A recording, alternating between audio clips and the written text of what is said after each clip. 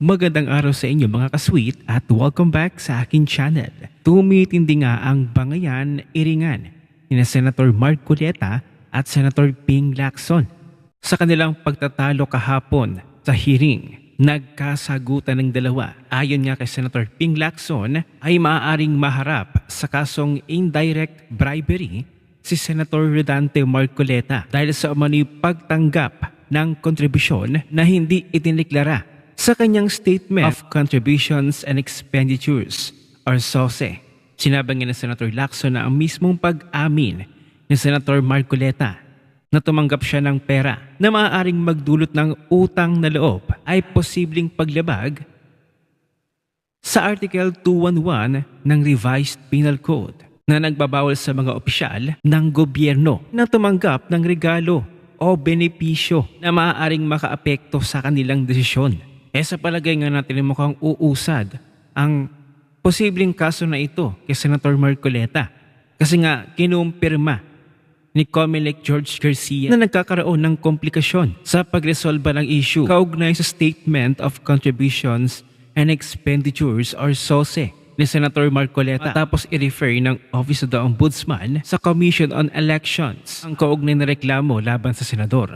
Ayon pa kay Garcia, nakapaghanda na ng draft resolution ang Political Finance and Affairs Department ng COMELEC matapos ang fact-finding investigation, ngunit kailangan pa itong suriin sabay ng bagong reklamong ipinasa sa Ombudsman. Ito nga lang kasi ang gusto ni Senator Marcoleta, matuloy na yung investigasyon sa Senate Blue Ribbon Committee na parang gustong-gusto pang ipa-delay ni na Tito Soto at ni Senator Ping Lacson. Porke ba't sinampahan ng kaso na cyber libel ang 18 Marines ay hindi na sila kukunin para imbestigahan sa Senate Blue Ribbon?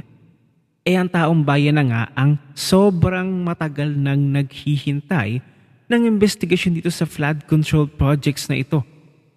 At sa mga mali-maletang pera na ito na pera o pondo ng taong bayan na dapat ay mga Pilipino din ang nakikinabang. Panoorin pa natin ang video na ito. Huwag nating kalimutan na talaga pong nilimas po ang kabangbayan. Yun na po yung gusto nating pag-usapan dito. Kung sasagutin ko po ng isa-isa ang ibinibintang po ninyo sa akin, malilis na naman po ang pinag-uusapan na kailangan na po ng taong bayan na malaman na po ang katotohanan. Sobrang tagal Sino na. po ang may pakana? Sino po ang mga mastermind sa nangyaring nakawan sa ating kabangbayan? Ito po ay hindi pangkaraniwang pagnanakawan, Ginoong Pangulo. Yun po ba ang gusto niyo mangyari, Ginoong Ping Lacson? Enough is enough. Wala pong gustong maglihis sa usaping platform. Enough is Ako nga enough. po, very passionate po ako dyan. Mula sa pulo. Wala po kayo rito. Ako po talagang lumalaban sa korupsyon. Hindi nyo po matatawaran ang aking hangarin. May tuwid ang lahat ng katiwalian dito sa ating bansa dahil hindi po tayo umuusad. Pero enough is enough. Patuloy po kayo sa pag-atake sa akin. Enough is enough ka pang nalalaman. Walang umaatake sa'yo. Yes, totoo. This issue has nothing to do with you. Hindi umiikot sa'yo ang isyong ito. Inaatake ang Blue Ribbon Committee. Nagkataon ikaw ang chairman, natural, apektado ka. Natural lang na maapektuhan ka. Sinimulan mo yung hearing. Kinuha-kuha mo kay Marcoleta yung chairmanship. Pagkatapos, ano nangyari? Hindi mo na tinuloy. Ano ba? Dahil papunta na sa Malacanang? Papunta na sa pamilya nila Bangag at napisan niya magnanakaw? Ang investigasyon, kaya itinigil mong bigla-bigla. Tapos ito, may mga bago na namang witness na hindi basta-basta yung mga isiniwalat nila. Dahil ito ay nagtugma sa mga sinabi ni Saldico, ni Guteza at ng iba pa. Diba, itinuturo talaga ang Malacanang, itinuturo talaga si Bangag, yung pinsan niyang magnanakaw. Si Charis kasama rin.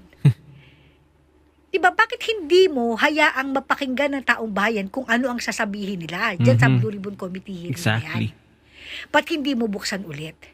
Naghahantay ang taong bayan, huwag mong atakin si Marcoleta.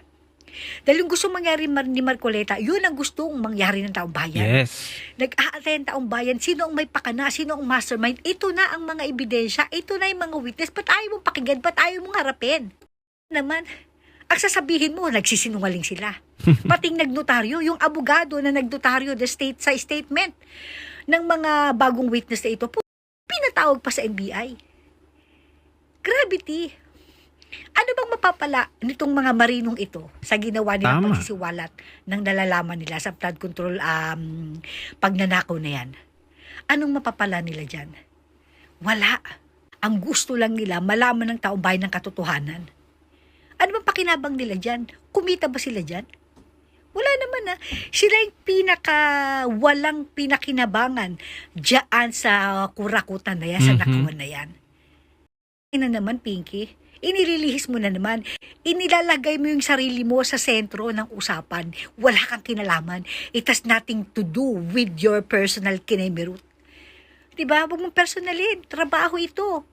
Mo trabaho mo bilang chairman ng Blue Ribbon Committee na imbestigahan ng aligasyon, mabibigat na aligasyon ng mga bagong witness. Galit na yung taong bayan. Nag-aantay ang taong bayan. Tapos ganyan ka? Sasabihin mo lang, nagsisinungaling sila. Paano mo nalaman nagsisinungaling sila? Paano mo nalaman? Ikaw ba nakakalam ng katotohanan? Eh di siwalat mo. Hindi mo pa nga iniimbestigan, hindi pa nga nagsisimula, hindi nyo pa nga tinatanong. Kumabanat na agad kayo na nagsisinungaling. Eh, na. O sino ba nakakalam ng katotohanan? Lahat na lang na magsasalita, na magtuturo sa pamilyang adik at sa pisan niya magnanakaw, puro nagsisinungaling. Eh, na naman. Takot ba kayong harapin yung mga bagong witness? Bakit? Dahil hindi nyo kayang i-handle. Natatakot ba kayo sa mga ebidensya na dadali nila? Bukod sa pictures, mga videos, natatakot ba kayo na baka isa kayo sa papangalanan nila? Natatakot ba kayong malaman ng taong bayan Ang na kasama katotohanan. kayong dinilibiran ng pera? After all is said and done, I am tempted to ask these questions, Mr. President. On the West Philippine Sea, which side of the South China Sea is Senator Marcoleta on?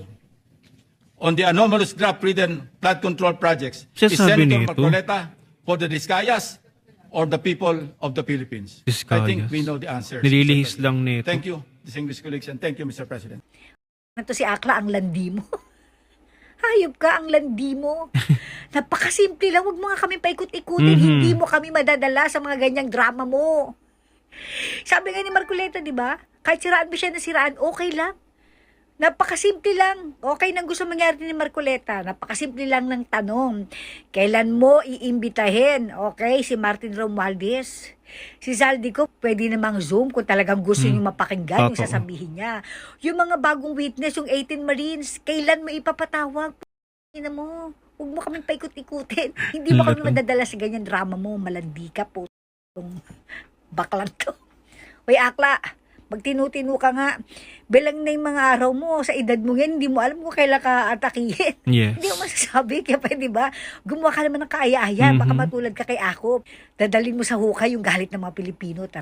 So isa nga talaga sa, kumbaga maituturing na tinik ng Marcos administration, itong si Senator Marcoleta kasi napakatalinong abogado at talagang may paninindigan para sa tama, para sa taong bayan, para sa mga Pilipino. Eh matatandaan nga natin na nung siya pa ang chairman ng Senate Blue Ribbon, talagang kabado ang Marcos administration. May nangyari pang kudita ng mga senador, may takutan pa, hanggang sa pinalitan na yung Senate President. And ito, pinalitan na si Senator Marcoleta, ang chairman ng Blue Ribbon. Kasi papunta na dun sa Malacanang, sa palasyo, sa mga pamilyang Marcos siguro, mga ebidensya ng mga proof ng nakawan, ng scam na to, ng flood control ghost project. Ang mga mali-maleta siguro ay baka isa din sila. At syempre, ang mga senador na tumutuligsa at kumakalaban kay Senator Marcoleta ay baka tumanggap din ng mga mali-maleta. Kaya ngayon, ang ginagawa nila, pinapadelay nila ng pinapadelay. Kung iimbestigahan ba sila, kung mag-iimbestiga ba, wala tayong magagawa kasi nakaupo sa Marcos administration ay halos lahat magnanakaw.